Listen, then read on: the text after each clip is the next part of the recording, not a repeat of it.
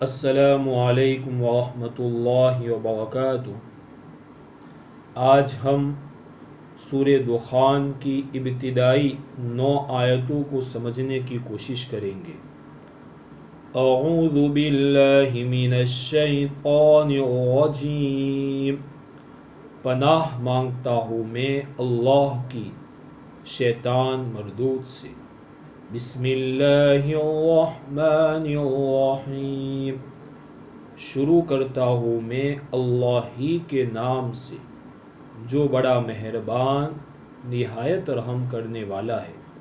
حامیم، سورت کی ابتدا میں اس طرح کے حروف آتے ہیں، کبھی الف لام میم، کبھی یاسین، کبھی طٰہٰ۔ تو سورت کی ابتدا میں جو اس طرح کے حروف آتے ہیں ان کی حقیقی مراد کیا ہے، ان کا حقیقی معنی کیا ہے، وہ بس اللہ ہی کو معلوم ہے، اللہ ہی جانتا ہے۔ والکتاب المبین، اس کتاب کی قسم جو حق کو واضح یعنی روشن، اجاگر، صاف کرنے والی ہے۔ پچھلی سورت کی آخری آیت میں نافرمانوں کو، جو لوگ اللہ کے حکم کی بغاوت کرتے ہیں، جو لوگ اللہ کے حکم کے سامنے اپنی منمانی چلانے کی کوشش کرتے ہیں، ایسے لوگوں کو اس سے پہلے والی سورت کی آخری آیت میں دھمکی دی کہ انہیں عنقریب سب کچھ معلوم ہو جائے گا۔ اب اس آیت مبارکہ میں اللہ پاک کتاب اللہ کی قسم کھا کر یہ بات سمجھانا چاہتے ہیں کہ پیغمبر نے جو تمہیں دھمکی دی ہے، اس دھمکی کو کوئی معمولی انسان جو غصے کی حالت میں کچھ الفاظ اپنی زبان سے نکال دیتا ہے، ایسی بات مت خیال کرو۔ اس دھمکی کی حقیقت یہ کتاب تمہارے سامنے روشن کر کے رکھ دے گی۔ اس کتاب کے مضامین، اس کتاب میں دی گئی پیشین گوئیوں کی صداقت، حق و باطل کے درمیان فیصلہ کر دینے والی تعلیم، اس طرح کی ان گنت خوبیاں اس بات کو واضح کر دے گی کہ یہ کسی انسان کا کلام ہرگز نہیں بلکہ یہ کلام الہی ہے۔ اِنَّا أَنزَلْنَاهُ فِي لَيْلَةٍ مُبَارَكَةٍ، یقیناً ہم نے اس واضح کتاب کو ایک مبارک رات میں اتارا ہے۔ نزول قرآن کے لیے جس رات کا انتخاب ہوا وہ رات بھی برکت والی ہے۔ برکت والی رات سے مراد یہاں شب قدر ہے، جیسا کہ اللہ پاک نے دوسری جگہ پر فرمایا، اِنَّا أَنزَلْنَاهُ فِي لَيْلَةِ الْقَدْرِ، یقیناً ہم نے اس قرآن کو لیلۃ القدر میں اتارا۔ اب قرآن کس مہینے میں نازل ہوا تو خود اللہ پاک نے اس کی وضاحت کی، شہر رمضان الذی انزل فیہ القرآن، رمضان کا ہی مہینہ ہے جس میں قرآن کو نازل کیا گیا۔ الغرض یہاں مبارک رات سے مراد شب قدر ہے۔ اِنَّا كُنَّا مُنذِرِينَ، کیونکہ ہم لوگوں کو خبردار کرنے والے تھے۔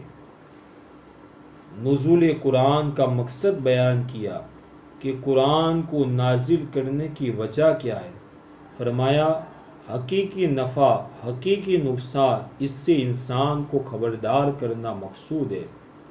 حقیقی نفع، حقیقی نقصان سے انسان کو باخبر کرنے کے لیے، متنبع کرنے کے لیے اس قرآن کو نازل کیا گیا ہے۔ اب جب انسان اللہ کی اس کلام کو سمجھے گا نہیں، اس کلام کے معنی کو سمجھنے کی کوشش نہیں کرے گا، تو اسے کیسے معلوم ہوگا کہ حقیقی نفع کیا ہے، حقیقی نقصان کیا ہے، وہ کون سی خوبیاں اور کمالات ہے جو انسان کو حقیقی نفع پہنچانے والی ہے، وہ کون سی کمیاں اور وہ کون سی برائیاں اور وہ کون سے جرائم ہے جو انسان کو نقصان اور خسارے میں مبتلا کرنے والی ہے۔ یہ ساری چیزیں جب انسان اپنے آپ کو کلام الہی کے ساتھ متصف کرے گا، اپنی ذات کو کلام الہی کے ساتھ جوڑے گا، تب اسے حقیقی نفع اور حقیقی نقصان کا احساس ہوگا۔ فیہا یفرق کل امر حکیم امرا من عندنا، اسی رات میں ہمارے حکم سے ہر معاملے کا حکیمانہ اٹل فیصلہ کر دیا جاتا ہے، یعنی اللہ کا ہر فیصلہ مبنی بر حکمت ہوتا ہے۔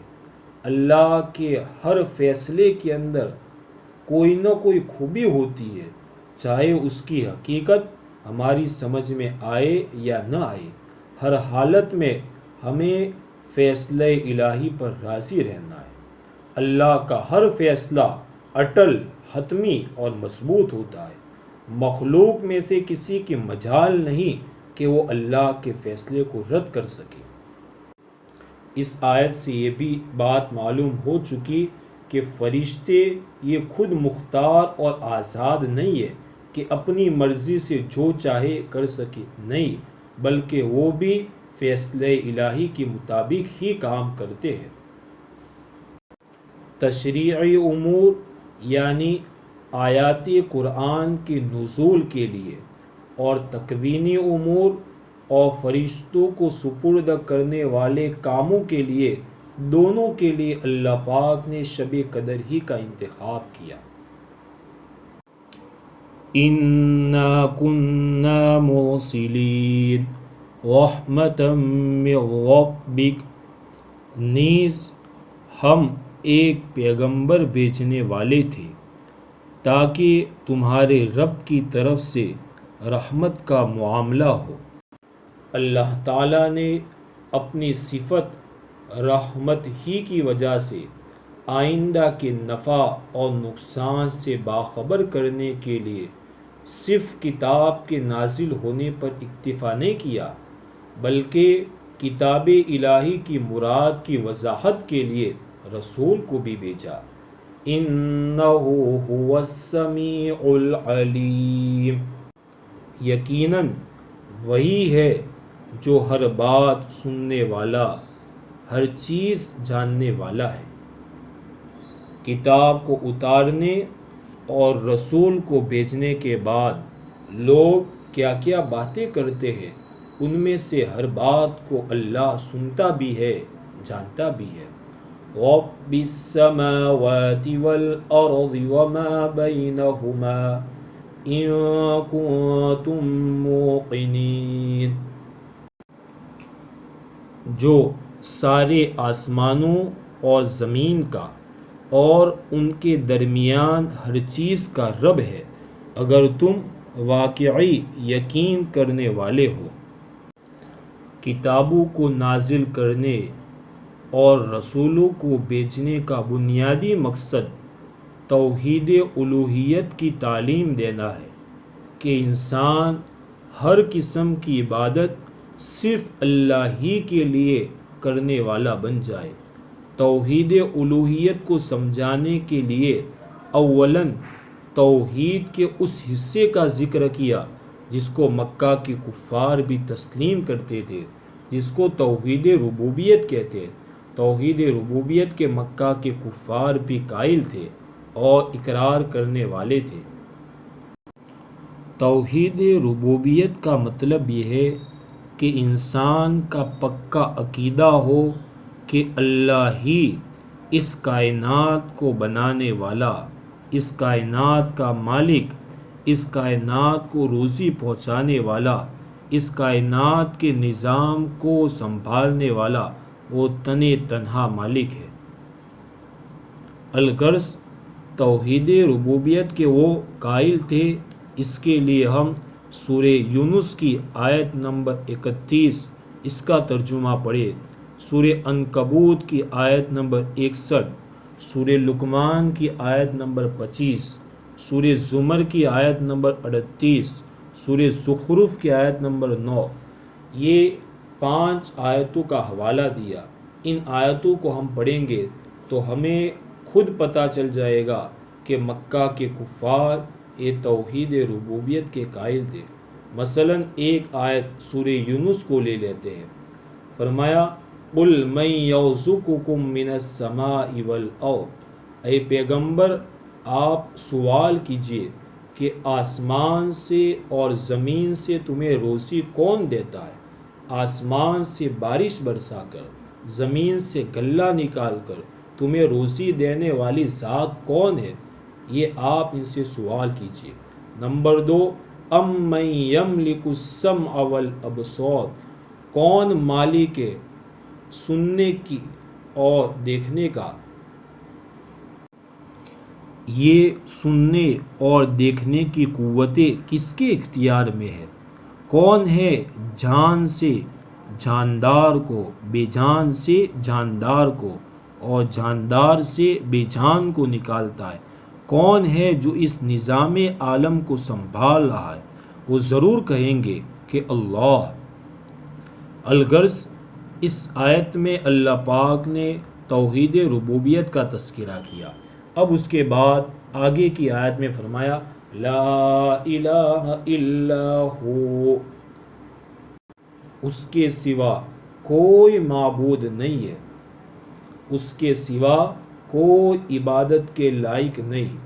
انسان کی ہر قسم کی عبادت صرف اللہ ہی کے لیے ہے۔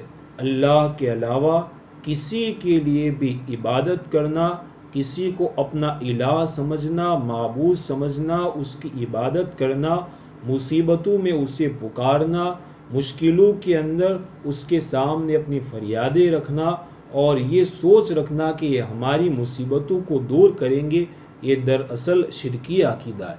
اسی کو دور کرنے کے لیے، اسی کو سمجھانے کے لیے کہا لا الہ الا ہو، کہ معبود صرف اور صرف اللہ ہی ہے، عبادت کے لائق صرف اور صرف اللہ ہی ہے، مشکلوں کو دور کرنے والا صرف اور صرف اللہ ہی ہے، غریبوں کو نوازنے والا صرف اور صرف اللہ ہی ہے، کھوٹی قسمتوں کو کھری کرنے والا صرف اور صرف اللہ ہی ہے۔